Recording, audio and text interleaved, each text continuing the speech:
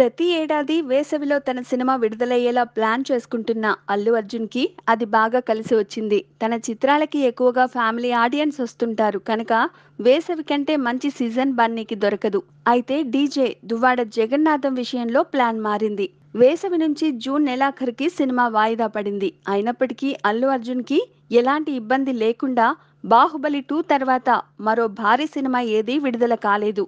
'బాహుబలి' సందడి ముగిసిపోయింది కనుక ప్రస్తుతం మరో భారీ చిత్రం కోసం తెలుగు సినిమా ప్రియులు ఎదురు చూస్తున్నారు.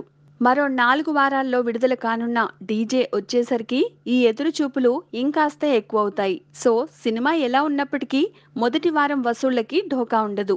ఇప్పటి మార్కెట్ ట్రెండ్‌కి అనుగుణంగా ఏదైనా సినిమా 10 రోజులు సరిగ్గా ఆడిందంటే లాభాల్లోకి వెళ్ళిపోయినట్లే. డీజే టీజర్ సాంగ్ తర్వాత బయ్యర్లలో మరింత నమ్మకం పెరగడంతో అల్లు అర్జున్ రెగ్యులర్ మార్కెట్ కంటే ఎక్కువే పెట్టి రైట్స్ తీసుకుంటున్నారు.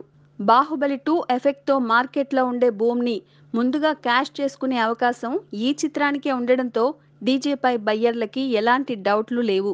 టైం బాగుంటే టైమింగ్ అదే సెట్ అవుతుందంతే. ఏమంటారు? Please subscribe. Hi, it's me Purna. Please subscribe.